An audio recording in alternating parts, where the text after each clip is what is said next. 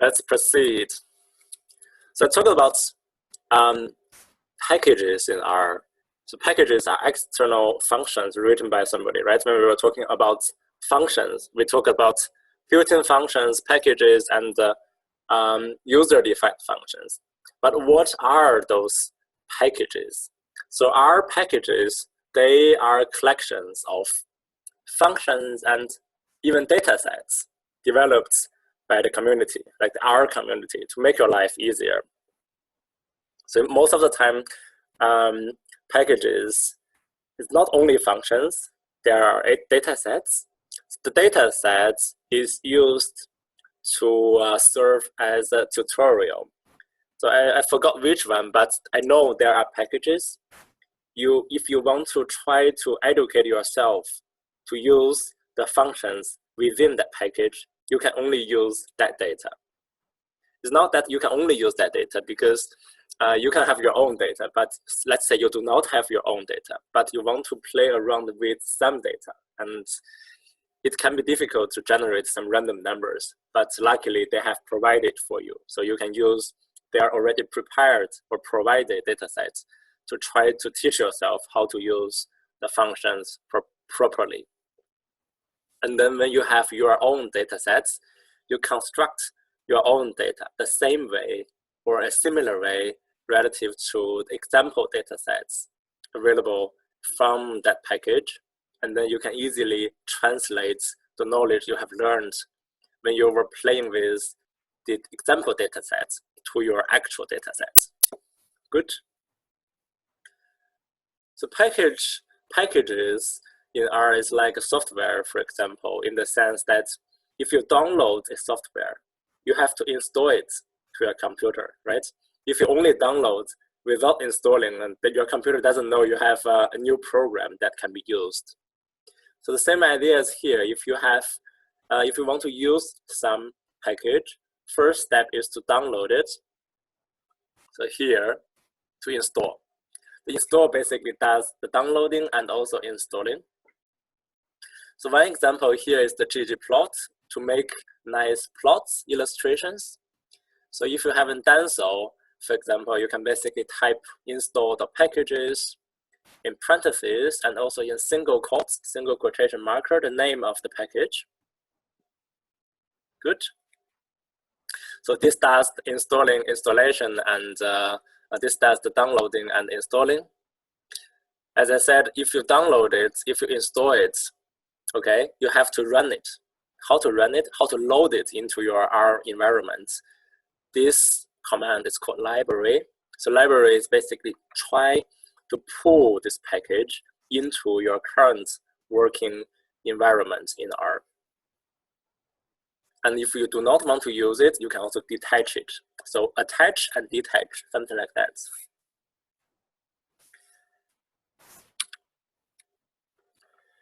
A short introduction of visualization in R, very short, because this can be even another lecture. I tell you some basics of visualization, and throughout the seminar, we will see a few different ways to plot, to visualize your results. Again, there are quite a few ways to do illustration. The first one is using the built-in plotting functions. So what's usually those default plotting function, the results doesn't look pretty, doesn't look too pretty. It's informative, of course, but maybe it needs some tricks and tweaks to make some cosmetics. Doesn't matter. So usually when to use it is to have a very first look of your data. For example, if you have two variables, you want to see if there is a positive correlation or not qualitatively. You can just plot it, plot the scatter. So if it looks like this, maybe then you go further to calculate the exact correlation coefficient. So here is to have a first look, some exploratory analysis. And then if you want to present your data in paper, in presentation, you want to have some nicer plots, right? And then you can use some packages. So there are two very useful ones. So one is called Lattice. The other one is called ggplot. So here, this is the plot from the lattice function. You see here the dots, the scatters by default. So here is the default plot from the built-in plotting. This is the default from the lattice package. So you see here the color is already different, and also the background is larger. So the default one is then larger than the default from the built-in. The third one is the ggplot. Is maybe even nicer. So what I can show you is also the default ggplot output. You see there is the gray background, and also with the lines here, the grays. And the lines, there's no lines, so the dots, the scatters, they are solids, scatters. The default color is black. The C is basically a little bit nicer, right? So what we will use in this seminar is the ggplots. So it has a layering philosophy. What that means? It means this plotting, you add layer by layer. It's actually the same as all the other programming languages, I guess. Quite similar. A plot, there are two parts, two components. So one is the geometric part. The other one is the aesthetics part. Geometric part means what shape, how do you want to plot it? Do you want to plot the scatters, the points, or do you want to plot the lines, or do you want to plot the bars, or do you want to plot the densities, for example? And then when you plot the shape, when you have decided how do you want to plot it, then the next step to do is to decide how you want to make it nicer, which color you want to use. What is the shape of scatter? Do you want to use a dot? Do you want to use a square? Do you want to use a triangle? So you can specify all as you wish, and also the size, how large you want it to be. For instance, yeah, these two parts. And ggplot, or nearly any other also plotting functions, plotting packages, is more or less a game of adding layers. For instance, if I want to plot the relationship, the scatters between two variables, weight and height, the very first step, if I call the ggplot function, it doesn't plot anything. It just creates an empty canvas so that you can plot on, right? Empty, nothing. It plots the scale, the range here of weight, also the range of the height. Next step, maybe just plot the scatters, the dots, using this light blue color with a little bit transparency. And then, for example, if I want to run a regression, I want to run a simple linear regression, I want to add the regression line onto the scatters, I can do it here. In this case, this is the right line. And then the last step, for example, if I want to add some uncertainty, confidence interval, for example, shaded area. And then in this case, the shaded area is included at the very top on all the other existing plotting elements, the line, scatters. So you're just basically adding stuff on top of each other. Yes.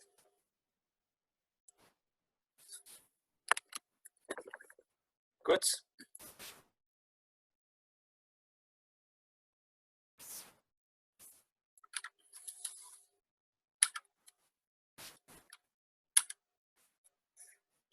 So ggplot is quite powerful and also flexible. You can plot nearly everything. And you can plot something like a line with the dots, with this, I don't know what it is, standard deviation, for example, standard error, doesn't matter, conditions. So rho, some phi, parameter, beta, whatever. And you can plot also like this, remove the backgrounds, and there are some lines, some shaded area. You can plot the density of something, parameters in this case. This is a bar plot, and you can use also different colors. In this case, this one, because the last one is the longest, and then you can use the color to distinguish this one relative to the remaining ones, showing gray. This is a similar idea relative to this line with dots, the same. And here, this is another type of plot, which is called a violin plot. We will also cover that later in this seminar. Good. So you can do a lot of stuff. You can also do 3D plots. You can also do interactive plots. So this is possible, as I heard from some colleagues. The nice thing from my perspective using rggplot is that there is a good website which is called rgraphgallery.com. So here, the rgraphgallery. So the idea is that you can see what can be done by the community. So what are the others, what they have done for plotting their own data. You can see here something like this, a circle. This is very nice for some connectivity analysis, for instance, network analysis, something like this, correlation matrix, a few other quite interesting stuff. What is even nicer is that, for example, if I want to plot this one, I'm interested in this, I want to plot this same graph using my data, okay, I click it and then I can get the R code. This is very helpful. So maybe you have some data, you have some analysis, you go to this graph gallery website and then browse a little bit to see which is the best representative way to illustrate, to visualize your data, and then click it and then translate the code a little bit, change some variables, change some backgrounds to make the color that you are interested in, that you like, and then use the plot for your own presentation, for your own paper, which is very nice. It's so much easier than starting from scratch on your own, which can be quite some time consuming. Good questions? Oh, good, yeah. Good. So now we have introduced quite a few aspects, the data type and the data class and functions and control flow, if else and for loop, and how to make plottings. So basically what we can do is to consider is to treat R as the central of our data management of our projects. Whatever we used before, we could have, for instance, text files. We have used maybe SPSS and Excel, and maybe we just type in some data from the keyboard, right? We can just type in data from keyboard A equals 5. That's typing in, giving data from the keyboard. Whatever that is, wherever that comes from, we can all use R to manage and then to do the analysis.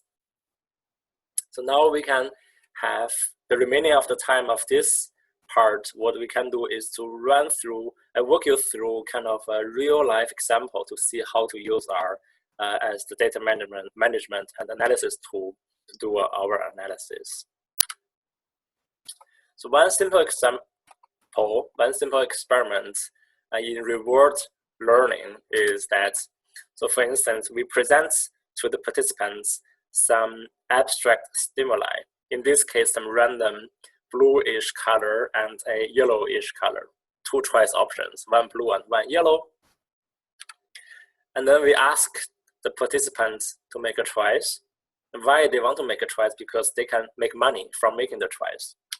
For example, in this case, if they choose the blue option, they win 20 cents. What is interesting in this design is that this is not deterministic. It is not that if I choose blue, I will always win. It might also be that if I choose blue, I will lose. So there is a reward probability. That is a property of the task. The reward probability basically means how much or how likely I will receive a reward by choosing this choice option. In this case, the blue, for example, if the reward probability is 80%, that means on average, if I always choose the blue option, I will receive 80% of the time a reward, 20% of the time a punishment. The other choice option is the opposite, meaning that 80% of the time I will receive a punishment or a loss on average, and 20% of the time I will get a reward, a win. So from this description, you can imagine that one is basically a better option, which will give you on average more reward relative to punishment. And the other option is on average a worse choice option. On average, you will lose money relative to winning money. Okay, so we know this structure 80-20 or 70-30, depends on how you specify your design, is that if we are experimenters, we know which is the better option, the blue, which is the worst option, the yellow. And then the optimal strategy, it can be that we just always choose blue, and then we get money on average, right? So what it's not known to the participants is that they don't know this structure. They have no idea what is a better option, what is a worse option. So if we tell them, okay, there are 2 choice options in front of you, you make a choice, and then your goal is to maximize your overall outcome. There is a better option, there is a worse option, but you have no idea which one is the better one, which one is the worse one. So this is kind of the instruction we gave to the participants. We tell them what they're supposed to do. We tell them, well, there is a better one, there is a worse one, but we don't tell them which one is the better, which one is the worst, and how good the better one is, for example, 80. They don't know the number. They have to learn, right? This is a learning task. So feedback-driven learning. They make a choice, for example, in between these two, they make a blue, and then they get a reward. And then what they might think is that, okay, probably because I receive a win by choosing blue, the blue one might be the better one. So the next trial, I might just repeat choosing blue, and then to see how much money I get, either a win or a loss. And then through trial and error, I will find out which is a better one, which is a worse one. So this is already the descriptive idea of the reinforcement learning we will talk about in the second part of the seminar. But for now, let's just focus on the data without talking about modeling, just simply how the data will look like and how we could do some simple analysis. Okay, so let me just summarize. This is a simple reward learning experiment. On each trial, they see 2 stimuli, they make a choice, they receive the feedback, the outcome. So that's it. So that's the experiment.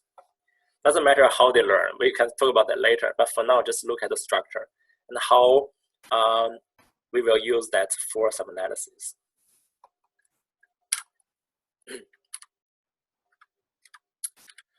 So what you can do is think about that a little bit. Imagine that we have the data from a participant. We have a text file, just txt file per person.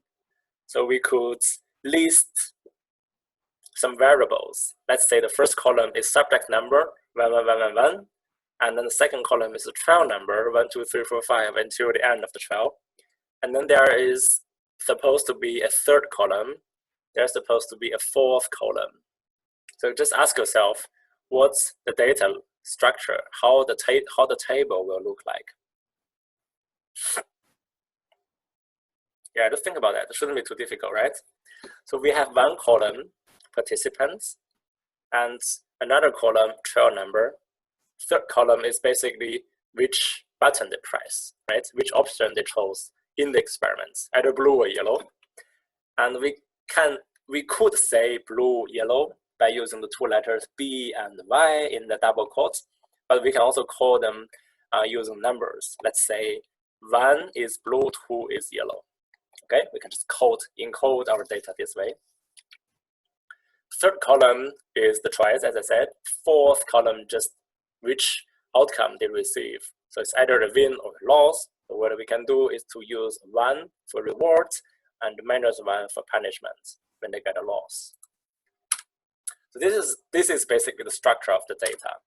We could imagine that here, subject number, trial number, choice 1, 2, 1, 2, outcome 1 minus 1, 1 minus 1. Good.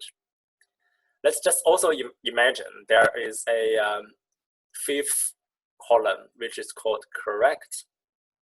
Correct means between the 2 options, which one is currently the better option. So if the blue one has a higher reward probability relative to the yellow one, then the blue one is the correct option. But maybe this is a reversal learning task. The better option might become a worse one. So maybe from the second half, starting from the second half of the experiment, the yellow one is a better one, and then the blue one is a worse one. So in this case, the correct response should be yellow. So then if they choose yellow, they know that, okay, yellow is the better one. They have to, it's better that they stick with the yellow option. Anyway, this correct column means which is the current higher, which is the current better option with the higher reward probability. Suppose this is a reversal learning task. Okay, good. So let's imagine the folder, the structure.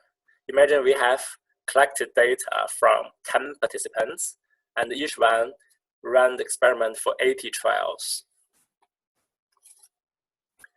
So all those data are saved in this folder, data and the raw data, subject number 1, and then raw underscore data underscore subject sub01 dot text file. This is quite realistic, right? If you have an experiment, your data might very well be organized this way. So the folder is like this, sub01, sub02, until sub10, so this part. So now, what we can do is we want to read in those text files into R, right? Because we want to use R for data pre-processing, for example, remove some missing trials, and then also do some simple analysis. This is the idea. So to import data, we have to tell R where to find the data. We need to give the path. So here we give the folder structure and also the file name, the text file. And then we use a command called read.table to read the path, and then also to see if there's a header and what is the separator that's separating each column. This header, this command doesn't have to be true always, and then this separator doesn't have to be comma always. It really depends on how your data look like. Header means this is header. If your data file starts from here, then you do not have a header line, right? Then header is false. If you separate each column, instead of using comma, you use, for instance, a tab or space or semicolon, then you change here accordingly. And then your data will be read, be imported into R. Here, that's the data. And then again, our favorite command, class, right? If you class it, if you run class parentheses data, you will see the data type. In this case, I can tell you what it is. That is a data frame, because it is possible that each column, they have their own data type. And then data frame is the appropriate data type that could handle this situation. And another command I used already is to use head to see how the data will look like. It's more like a table in this case now. Subject ID 1, trail number 1 to 6, the first 6, choice 1, 2, 1, 2. And also interestingly, well, we have a missing value here. This is an interesting part we have to deal with when we do further analysis. So we have a missing. So what can be done is that if there's a missing, then this outcome doesn't make sense anymore, because we really didn't let the participants, we didn't really have a valid response from the participant. So then this corresponding outcome doesn't make sense. What we can do is that we could remove the entire line. So this entire line can be get rid of. So then we use the remaining data to do the analysis. So now our task is to remove this line, right? So to remove this line, we have to find out where this missing value is. And before talking about that, we have to talk about something called indexing. I used that already, but I didn't really tell you very explicitly. But now that's the place, now that's the time to tell you about indexing. So in R, the index starts from 1, not 0, and we use a square brackets to do the index. So suppose now data is a 2D data frame, a few number of rows and a few number of columns. 1, 1 means the first row, first column of the data. 1, empty means the first row, the entire first row regardless of the column. Similarly, space comma 1 means the entire first column, regardless of the row. I can also do this way. I want to have the first row of the data, regardless of the columns. So then I can write this way, 1 to 10. Likewise, I can say I want to have the first 2 columns of the data, regardless of the rows. I can also combine them. So in this case, I have the first 10 rows and first 2 columns. It's like a small subset of the data. And those row numbers and column numbers doesn't have to be continuous. For example, I want to have the first and third, the fifth and sixth row, and the second and the fourth column. So you can also write this way. So then it will just extract those elements from the corresponding row and column and then give you a new subset of the matrix, the data frame in this case. And then this idea I mentioned already, if we want to access, if we want to go inside the subfield of the data frame. So here we know there is a column whose name is choice. Then we say data $choice, we will get the entire column. This will be the same as if we say data, 3. This will be the same as this. Because we know choice, that's the third column, but we also know the name. So maybe this one is more informative because we know the variable name, right? 3, nobody knows what that is if we don't go into the data. Good. And then let me just complete this. First step to import the data is to give the path where to find the data, and then use the command called read.table, for instance, to read a text file, to specify whether there's a header or not, and then also to specify which separator is used in the data file. And then head, good. Now let's deal with the missing trial, missing choice press, node button press. So there is a command which is very helpful, very handy, which is called complete cases. Okay, complete cases. And then if we say complete cases, this is a function, we know that, and we give the data as an input argument. We will get a list of true and false results to specify whether each row is complete. So if everything is valid, in this case, the first row, there will be a true for the first row.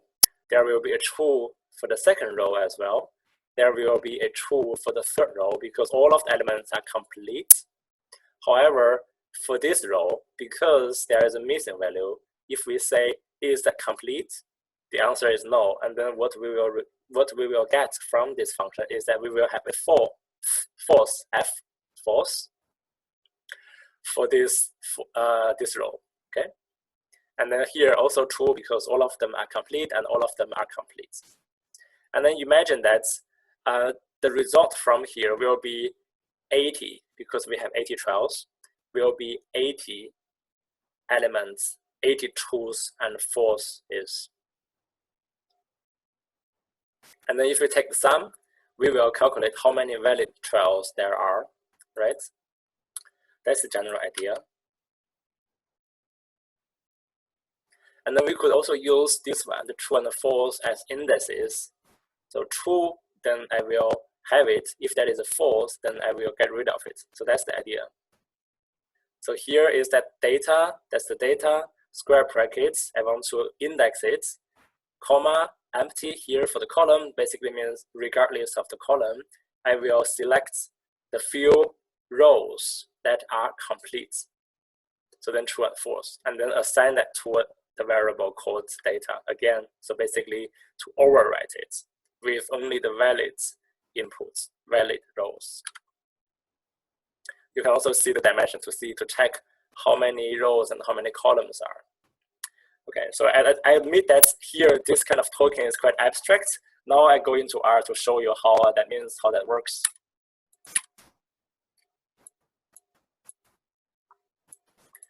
Because if we are here, everything is more straightforward.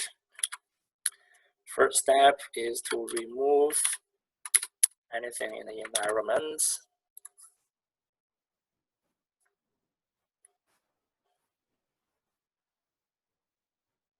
Yeah, from here, perfect. data file, data there, data direction. So the results, it is a string of the path. If now we read in the data, so read table, here that's the path. There is a header, the separator is comma, then we read it. And then if we take the first 6 elements, we will see the same as what we have seen on the slides. So for example, if you wonder, I do not want to see the first 6. I want to see more. I want to see 20. Well, yes, you can see 20. Like this. So then you'll see the first 20 elements, 20 rows of a data frame. So here is indexing. You can practice at home. So now we go forward. So I told you that this command gives us a list of true and false. If the entire row is complete, if the entire row here, oops, if the entire row is complete, the result will be true. And here, if the entire row, as long as there is any missing value at somewhere, maybe missing here, maybe missing here, doesn't matter where the missing is in this row, as long as there is a missing in this row, then the result will be a false, because this is not complete. Okay, so you see most of them are true, which is very good. We have valid data. There is another one. So here there is another missing. Good. And then if we take the sum of the true and the false, so true, if we take the sum, for example, I can copy it. So we know here there is a list of true, true, true, false, false, false. If we take the sum, true will be converted to 1 and false will be converted to 0. So then if we take the sum, basically, it will give us the total number of valid 12, right? There is 1 false here, sorry. Yeah, here. And then there is another false. So 80 minus 2 is 78, right? So it's a sanity check, very good. This line, so recall that we know index. Let's say we have x.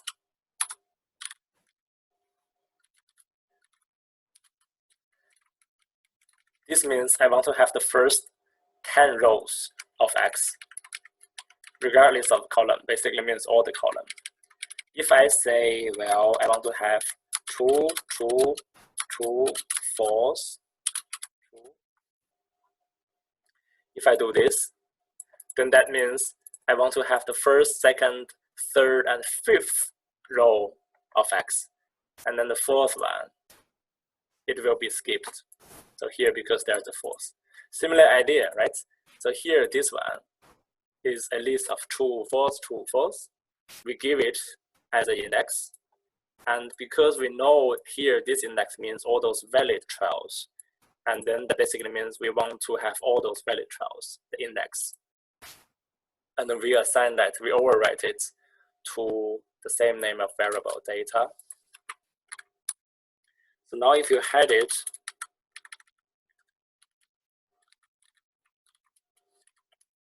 you see the missing, the entire row is removed, okay?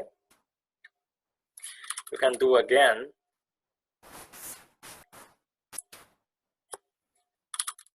The complete cases.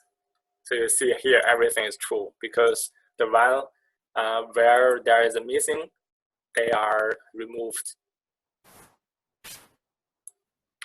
Perfect. And then this function, I guess I haven't told you, so it is called dimension. Data frame 2 dimensions. One is the number of rows, the other one is the number of columns. So in this case, we have, because we removed 2 columns, 2 rows, then we will have 78 rows and 5 columns as the data. Good.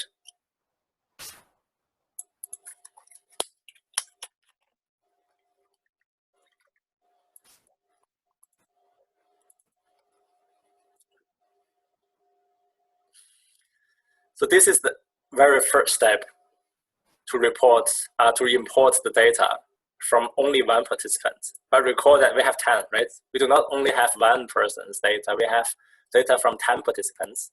And the structure is like this. And there is some kind of a path like this. There's somehow a pattern, not really. Well, there is, but let's see how to use this pattern to read in all the data. So now there's an exercise. So we know how to import data from one person. Now we want to import data from all those participants. We do not want to repeat what we have done. We just use a loop. So we loop from the first person to the second and then to the 10th. So the loop will read in each participant's raw data, the text file txt, and then also read it in a long format, okay? So if you know the long format, I guess you know. The long format basically means the data are stacked. So this is a long format. Wait a second. There's something I can use. Bravo. So subject 111 and then 2 2 2 3 3. So this is a long format. So what we have done is that we've imported data from the first person, 5 columns, right? So we can also import the data from the second participant. So this is the data frame from the second person. So here, that's the data frame from the third person. If we stack the data this way, first, second, and third, in this way, so then the data is a long format. So we want to have our data, the final output, to be in this way. Okay, make sense? Need a pen.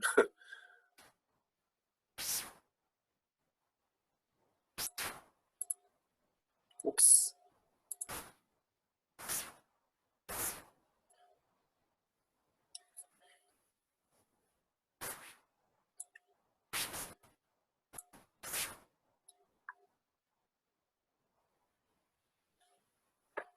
There's a question, why do we have 3 rows per person? No, it's only one example. We have 80. We have 80 in theory. If there are meetings, we might have less.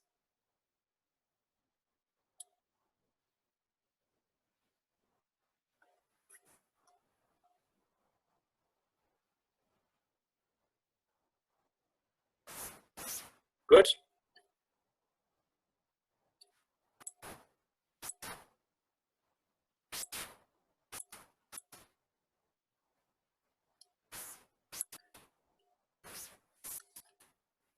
So now the exercise is read in all the data. This is more or less like a real life example, how to read in data. So let me clear this again to remove everything. Good. How many number of participants do we have? We have 10. So we can say NS is 10. So at least from my taste, it's always that I use variables. I do not use 10, even though I know it's 10. It's simple to type, but I use assign 10 to a variable, and then later I use the variable, okay? So we need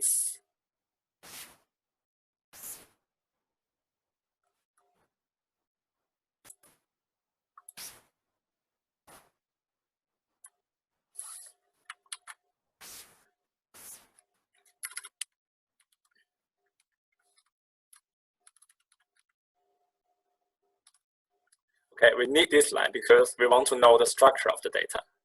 This is common, this is common. This doesn't change, depends on the different number of participants, right? This one changes. So 1 will be 2 for the second person, will be 3 for the third. Here, this part is also changing, depends on where we are, which participant we are working on, okay? So then we maybe use something called cats, or maybe something different to specify the path. So now I will just slowly walk you through the commands, how I read in all the data. So there are a few functions that we haven't talked about. So I will talk about that one by one. The first one is very helpful. It's called file path. File path is similar to paste. The difference is that the separator is predefined. So you do not have to write a slash. You only need to write the folder name. So here I wrote A, B, C, D, and then the slash is added in between those each elements. So A, B, C, D doesn't look so interesting. What we can do is that I can say, well, I don't even have to write a slash. I can write E, the data, raw data, experiment 1, right? This looks more like a real data path. So it doesn't matter where you are on Windows or Mac. So here it can be like home, right? Projects, data, experiment. See, so it's the same idea. Okay, home doesn't work here, shouldn't work. You need one more, yeah, like this. So then like Linux, Mac, everything. So doesn't matter. So the file path is quite helpful. You don't have to write a slash. You just write the variable name, the folder name. Good. We want to use this file.path function to specify this changing thing. This is quite interesting. So we know there's a common structure, doesn't change if we change the subject number. So this is a common one. We actually already given this common structure, the parent structure, the parent directory, into a variable called data there. Okay, good. So here, what is missing? Let me copy this.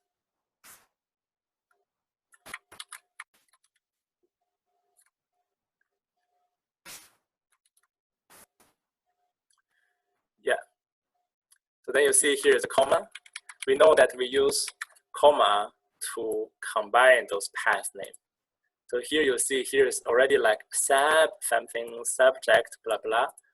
The common part is missing. So here is simply that we enter this common path as the first input argument of the file path function. And then let's see how we can use something like this to specify the changing structure when the subject ID is also changing.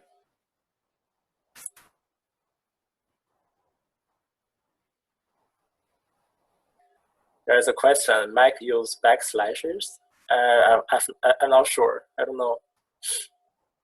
So the idea is that if you use, for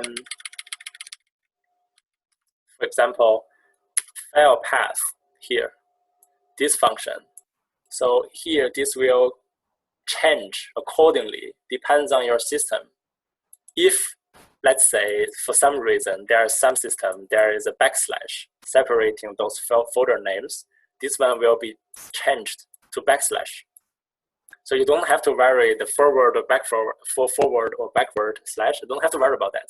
You just give the folder name, and then how the file will be constructed depends on your system. So R will recognize where I am, whether a forward system or a backward system, and then I will add this corresponding slash to insert that in between the folder names. So it shouldn't matter too much. Okay, anyway, so we have this line, we have the common structures. We want to use this line to construct our subject-specific data path. So what we can observe here, as I always said, if the loop is not working, so just do not work in the loop. Just do not directly work with the loop. You work inside with the loop. What is missing when you want to work inside the loop is that you do not have an S, because the S is changing. It changes from the first one to the very last one. But what if you say, well, S is 1, I know S is 1, so if I give a 1 to S, then I can forget about the loop. Doesn't matter, I don't need it. I can just go inside and then to see how the change in S will affect the elements, the statements that I have, right? In this place. So here there are S, there are S. Let's basically just run it. Because this is an exercise, let's see what's going on. Maybe this works already, maybe not. Okay, here there's an error, it says this one not found. This is easy because we haven't defined this. And then we run again. So here, bam, this is already the path that we're interested in, right? So here, let's check data, RL raw data, sub01, the text file. This is exactly the one we want to have. So as I tried earlier, we can say we can do this. If S is 1, we print. If S is 2, we print. If S is 3, we print. If S is 4, we print. You see the change? So here, this is always the same, right? This is changing, this is changing, this is changing. Also here is changing, here is changing. This is very nice. This basically works. So if that is 10, this also changes. Okay, that basically tells us this works. But why that works, we don't know. So I have to explain this. There is a very powerful function.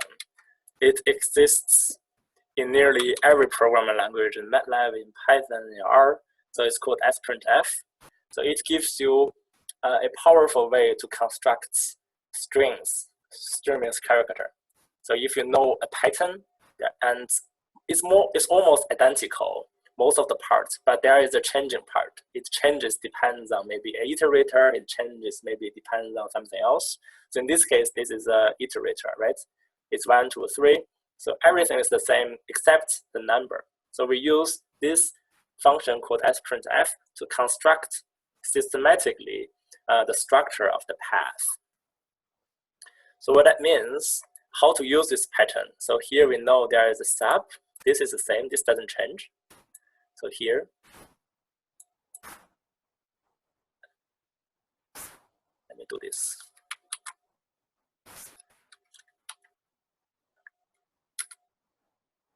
Yeah, this works. This sub, sub, this field letters doesn't change, right? It doesn't have to change. And the slash doesn't change. Here, this part also doesn't change. So what is changing is only these 2 digits, these 2 numbers. And what we do is that we give a placeholder. So the sprintf, the general philosophy is that we give a placeholder. And then we want to use another thing to replace the placeholder. The placeholder just there, it occupies the space. It occupies and allocates the space. And then later we use a specific and concrete number to replace the space. We replace the placeholder with the concrete number. Yeah, that's the correct sentence. So the structure is this. The placeholder starts with a percentage sign. So then the function sprintf knows after 3 letters sub, there will be a placeholder. And then the placeholder, it also has a type. So do I want to put numbers or do I want to put strings? So in this case, here, this it specifies the type. I is for integer because those s, 1, 2, 3, 4, 5, they're integers. I want to use those integers as the actual number that appears inside this path, right? Good. So here after the slash, common structure, then again a placeholder, the same as before, honestly. So percentage sign, there's the I. Okay, good. So the remaining part is this 0, 2. So what does that mean? So we can first remove it and then see how that looks like. S is 1, is 2, is 10.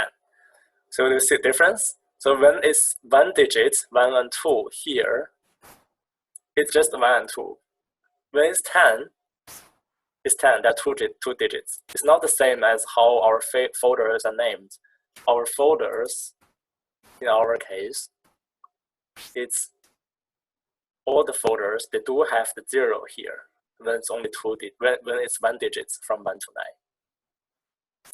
So here, the 0, 2 basically specifies how many digits I want to have.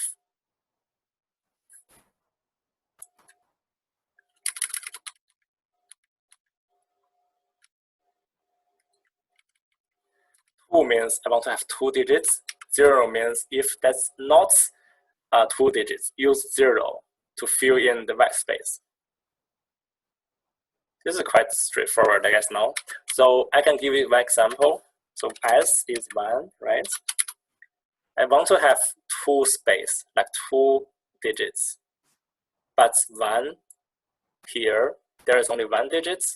So the missing part will be filled by a 0. So the 0 is a filler.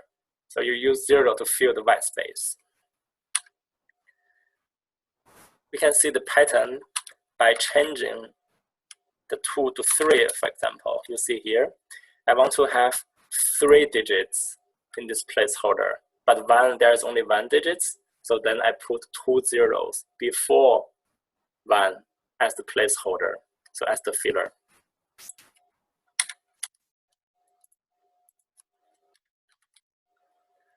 So then quite easily, if we change this 1 to 6, you could imagine there will be 5 zeros in front of 1, right? So this is the idea. Make sense?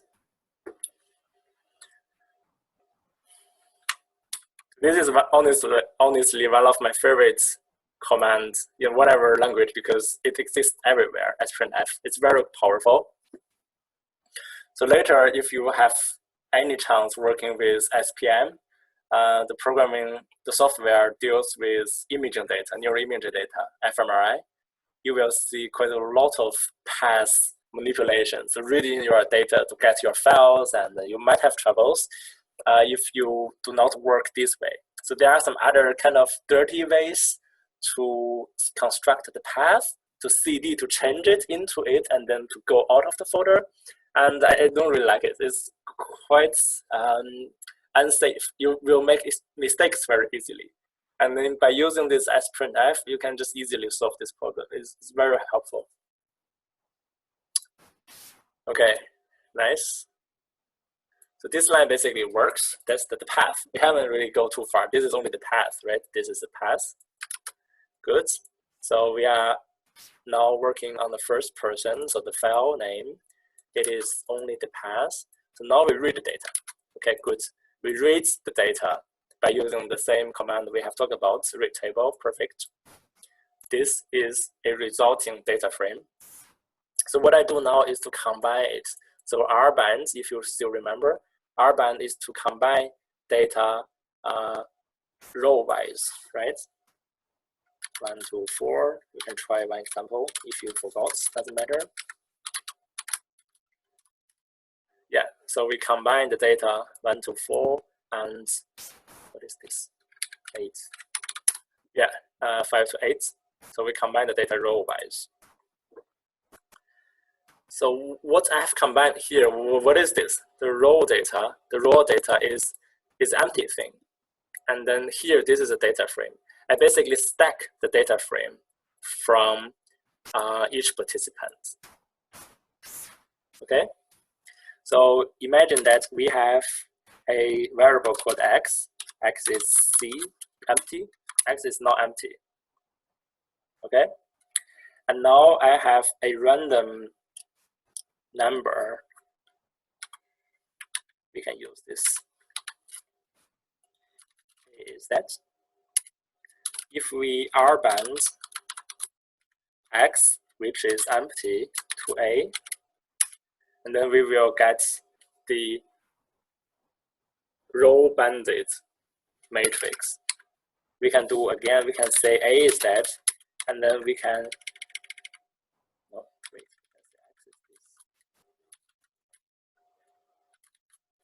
A is this.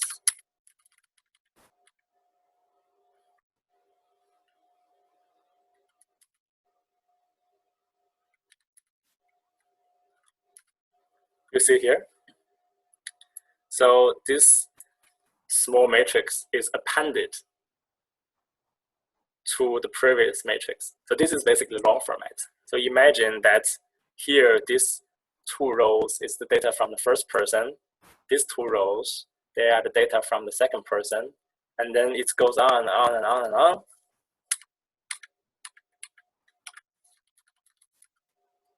You see here?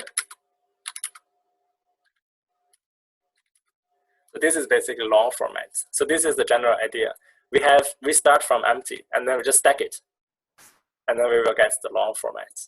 And then if we run it, we will check the dimension of the data. So recall that we have 10 participants. We have 80 trials per person. In theory, we will have 800 rows, right? So the dimension of raw data, yes, of course, we have 800 rows and 5 columns. Good. And then this line is something we have covered already. We use the complete case to remove all those missing trials. We run this, and we check the dimension again. So we will see, well, there are fewer number of trials, only 8 less. We have in total 792 number of trials. So that means we have 8 missings. Right? We have 8 missings. Good.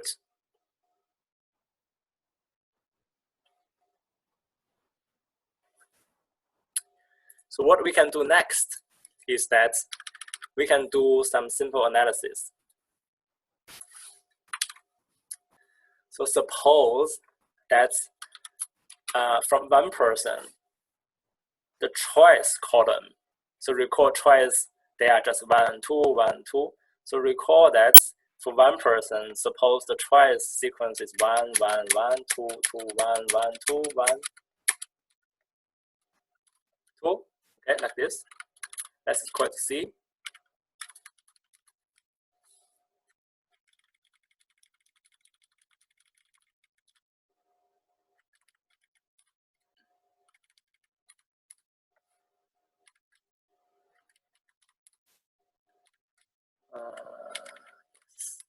Too many commas.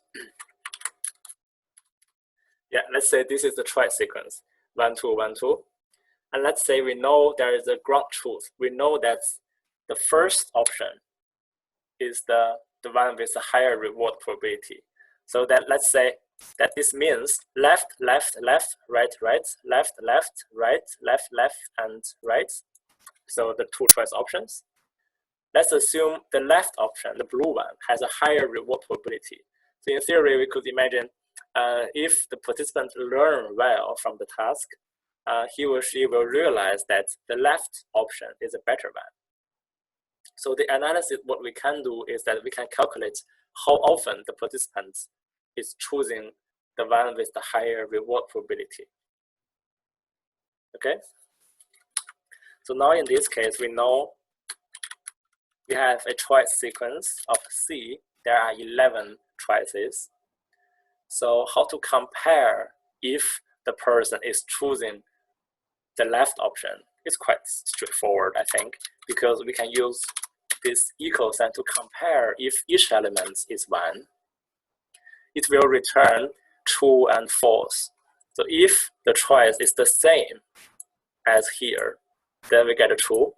If the choice is 2, which is different from 1, we get a false.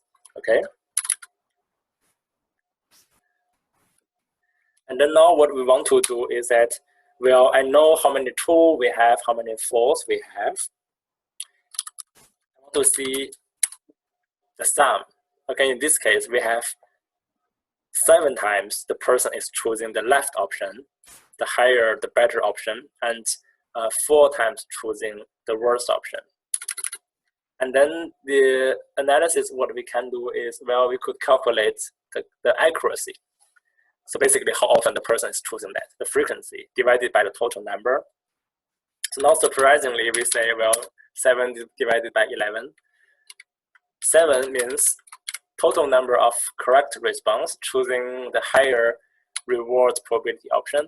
11 means total number of trials. So out of 11 trials, the person is choosing 7 times the better option. So this is the idea, right? Quite straightforward, I guess. So we want to do this analysis for every participant. So recall that the first participants, we have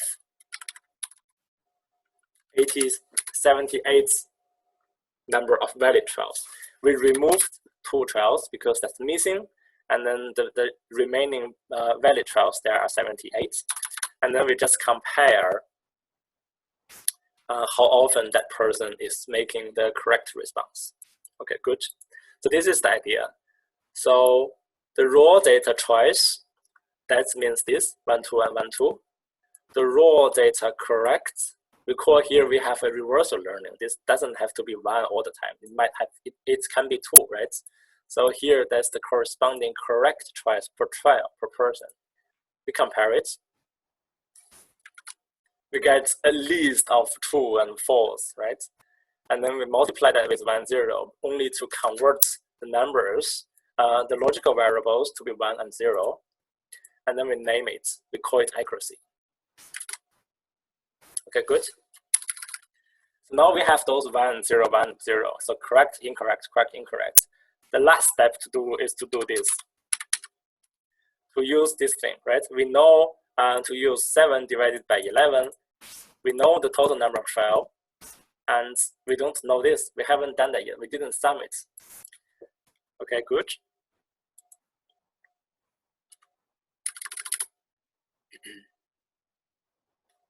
What we do is that we use an aggregate function, a function called aggregate, to calculate it. So here, this idea, I need to explain it a little bit. So we want to calculate the accuracy. So we want to use those 1 and 0 for the calculation. And we do not want to calculate the overall accuracy.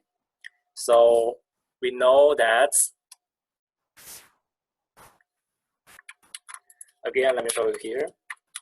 We have accuracy, right? If we take the mean, that's the overall accuracy across the 10%. But we want to know what the accuracy is per participant. This is more interesting. So we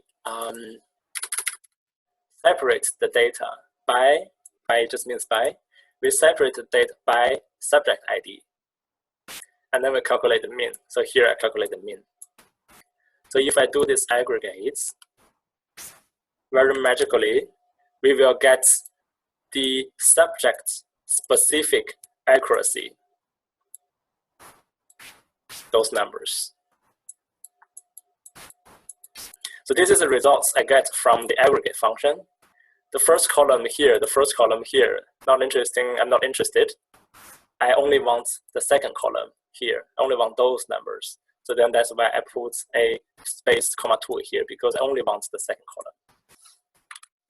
So if I run the entire line, you see here, I will get 10 numbers. So those are the 10 subject-specific choice accuracy I'm interested in. And then assign it to a variable called ACC, mean accuracy. Then those are the numbers I can use for later analysis. But let me just quickly summarize what we have done here. We define the total number of participants, we give the common path, and we load in all the data into R from the folders and with a long format. We also used a quite powerful function called sprintf, here sprintf. And then after loading the data, we removed all those missing trials so that we only work with valid trials. And then we compare if the participants are choosing the choice option with a higher reward probability. And then later, the last step is to calculate per person, per participant, what the accuracy is. So how often they choose the correct response. And then we can use those responses for later analysis. Any questions? Make sense?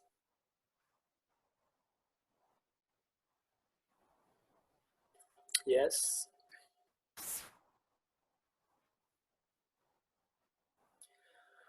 what is the purpose of the list function here? Yes, because here it doesn't take it takes list. So here the input for this by function, it has to be a list.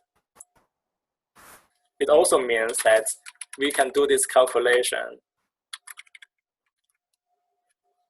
because you can buy different things, right? So we can do the calculation not only by subject ID, we can also do it by child ID, and we can combine it. So in this case, this is funny because this will just be the entire data set, right? But anyway, the list is for this by input argument, by take lists.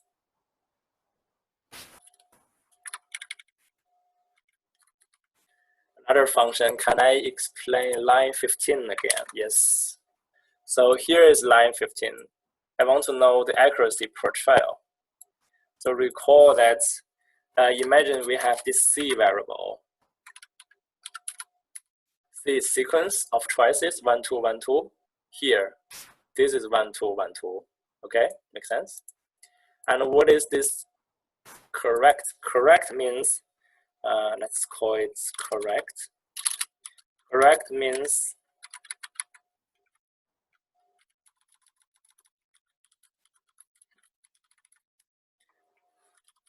I repeat 1 for 11 times. Correct means which is currently the option with the higher reward probability. So now I want to compare if participants, the choice is the same as the option with the higher reward probability, means whether they chose the better one. And if they chose the better one, then that is a true. If they didn't choose the better one, then that's a false. Okay? And then this variable, correct, is not only 1, so it can be sometimes 2, for example.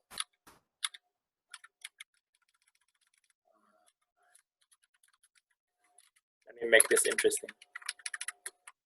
Because I said it is a reversal learning task. At the first half of experiments, so maybe the first option, the left option, the blue is the better one, and then later the yellow is the better one, okay? And then C again is 1, 2, 1, 2, maybe in this case for 22 times. Make sense?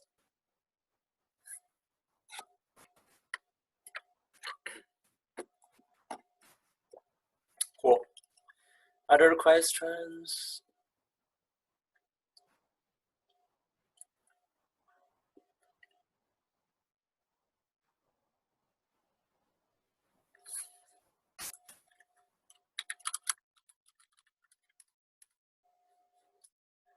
Okay, the output of this analysis is basically to get 10 choice accuracy per person. Yeah, let me just finish this. Shouldn't be more than 10 minutes.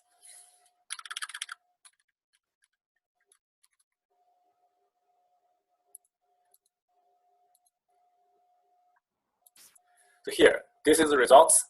The subject-specific choice accuracy, right? We have 10 people, so then we have 10 accuracy numbers. So suppose that we are interested in those analyses, those numbers. We can calculate the mean accuracy. We can also calculate the standard deviation of those accuracy. We can also calculate the standard error of the mean using the function we created 1 hour ago. And then here's interesting. We are interested in if those accuracy are higher or better than chance level. So we recall that the participants, they choose between 2 options, left, right, left, right. Chance level basically means they choose each option with only a 50% chance. So if they learn something, they are supposed to make more choices on the better option. So they choose the better option more often relative to the worst one, right? So then here, we want to compare if those accuracy are higher than chance level. So what we do is that we run a one sample t-test. So here we only have one sample data. We have 10 numbers. We want to compare if the mean is higher than 50%. And we use a t.test function in R, which is basically for t-test. If we run it, R is very nice because it also tells us what the test is used. We know the t-test. There are one sample t-test, independent sample t-test, also paired t-test. The interesting thing is that all those t-tests, the function is the same. They're always called t.test. Depends on the data you give, depends on there are some other additional input arguments you give, and the actual data t-test is different. But whenever it runs one t-test, it will always tell you again to remind you which test that is, and then you know if you are doing the correct thing or not. This is reassuring, this is very nice. So then the results, this is the T statistics. Degrees of freedom, we have 10 here and -9, and then the p-value here, that basically means the average accuracy is significantly larger than chance level, which is 50%. And here there's also the confidence interval, also again returns to you the mean of those 10 numbers. Perfect. So in another scenario, let's say we have the 10 people, right, from 1 to 10. This ACC column is the accuracy we have calculated. So imagine we also recorded the age of the participants. We also recorded the IQ scores of the participants. So what we can do now, we can do some correlation, for example. So we load again the data. Let's say this data is prepared for you. And I strongly recommend you working on the data exercise at home. So I will here just introduce you the idea. I will also show you quickly the code, and then you can do it as exercise at home. Good, good. Here, this is the data frame. So here, this is the command for correlation. COR for correlation, dot test, the same idea. If that's a t-test, yeah, t.test, correlation core dot test. We want to correlate the IQ score to the ACC. We want to calculate the correlation between here and here, the IQ score. By default, there's Pearson's correlation, and you can also see the statistics and also the p-value. Importantly, here, this is the correlation coefficient. Okay, so basically in this toy example, there is a positive and significant correlation between IQ score and accuracy. The correlation coefficient is 0.82, and the significance result p-value is 0.001213. Good. And then later, as a homework, what you can do is to calculate the correlation between accuracy and age, for example. Quite simple. The very last thing before we finish is sometimes you do not only want to know the correlation, you might also want to make predictions using a simple linear regression. So here, x-axis is IQ score, and y-axis is the choice accuracy. Those dots, they are the data points, the 10 participants we have recorded, and then this line, this is the regression line. Okay, good. So this is useful because we do not have data points whose IQ score is maybe 105, but we know the regression line, then we can predict if there's a person, for example, a randomly sampled person whose IQ score is 1.5, we sample that person. We do not need to let the person to do the task. We can use the model to predict the accuracy if that person, as if that person is doing the choice task, the learning task, then the predicted accuracy is perhaps 74%. Okay, so this is the purpose of this regression analysis. So now the question is how to get this line, right? How to get this nice line here? We do a regression. So regression, we know this is the equation, and we do a linear model. So LM for linear model. ACC is the dependent variable, IQ is the independent variable. So same as here, IQ here, and twice accuracy here. So this formula is separated by tilde sign here, the tilde sign. We want to use IQ score to predict twice, okay? So dependent variable, independent variable. So both of the two variables, they belong to the data frame called df. Okay, we run the simple linear model, and then we summarize the results. So here it reminds us again this formula, and then here that's the results. We have the intercept and the slope. So this is the idea of the simple linear regression, right? This steepness of the line is called slope. And when IQ score is 0, then the line where this line crosses the y-axis, when IQ score is 0, that point is the intercept. So this is a simple idea of the linear regression. So then that's the formula, the slope and the intercept. So these two numbers are the slope and the intercept.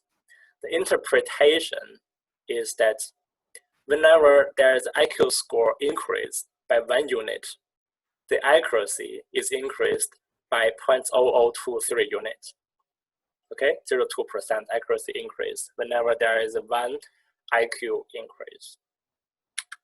And if we know that the R squared equals to the correlation coefficient squared, so here that's the correlation coefficient, here that's the R squared here. So they are all matched.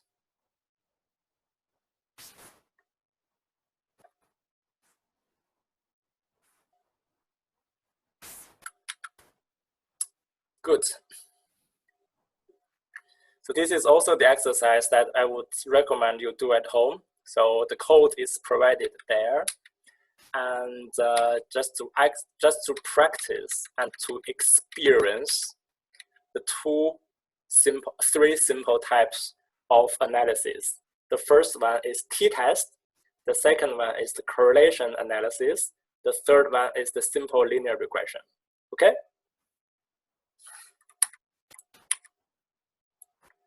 So my part is done.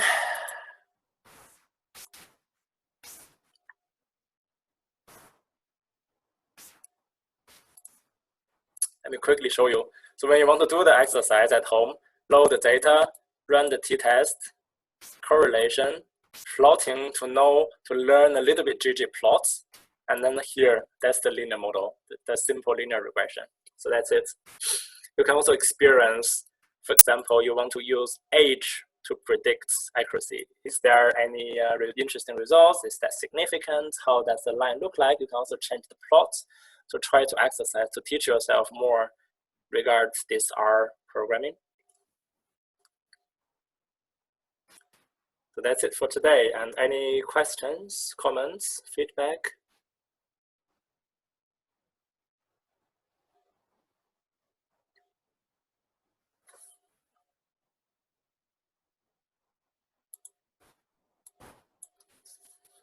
Everything's good?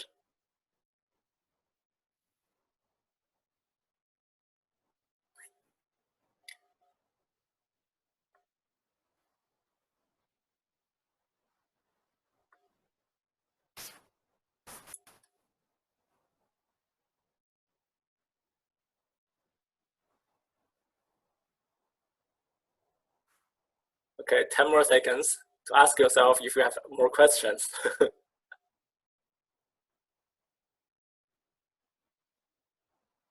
Good, yeah, thank you all. Okay, good. So after today, I think I will try to make it as soon as possible to make the video available online. And then if anything is unclear, first watch it, and then try to exercise. And then third, if you have further questions, email me. Feel free to email me. No, you don't have to submit the exercise, just practice. So no homework.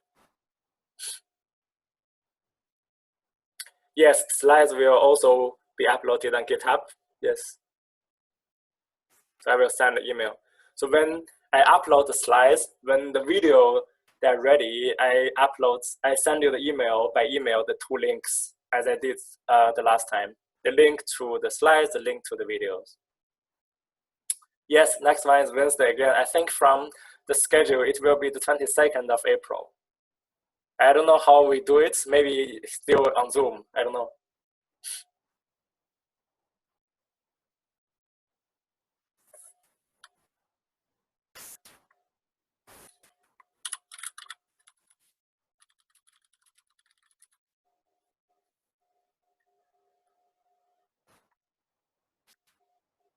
No class next week.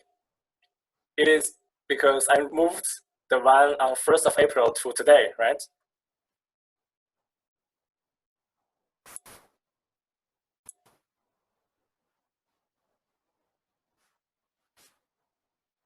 This one, tomorrow, next week, we do not have lectures because we did already right now.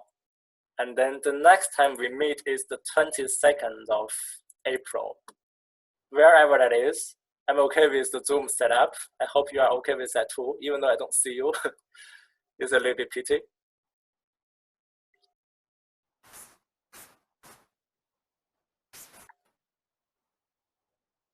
Yeah, I also prefer to real class because I can see the interactions, and also it's more interesting.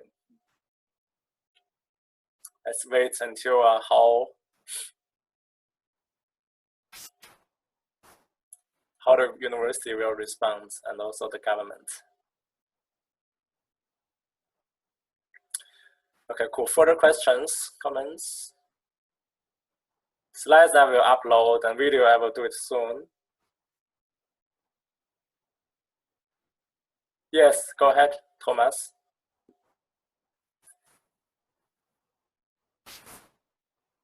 Just speak if you want.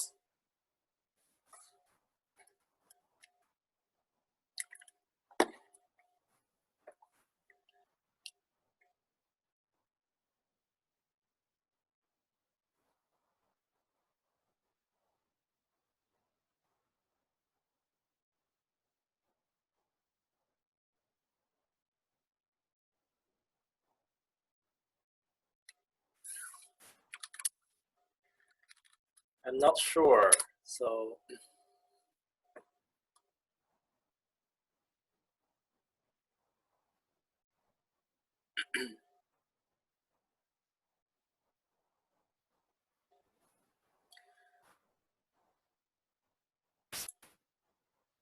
I think you can see, right, from my screen. Yeah, I guess you have to. Yes. So you see here, even though I have RStudio installed, I have Anaconda as well. But to call RStudio from Anaconda, I guess you have to install here. So I don't know. Yeah, I guess you have to. Yeah.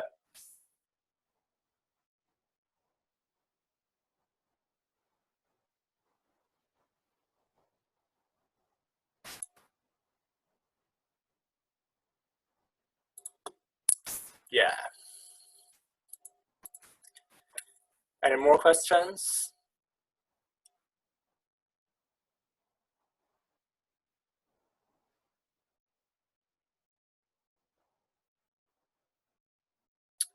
Okay, if not, I thank you very much. Let's meet each other on the 22nd of April.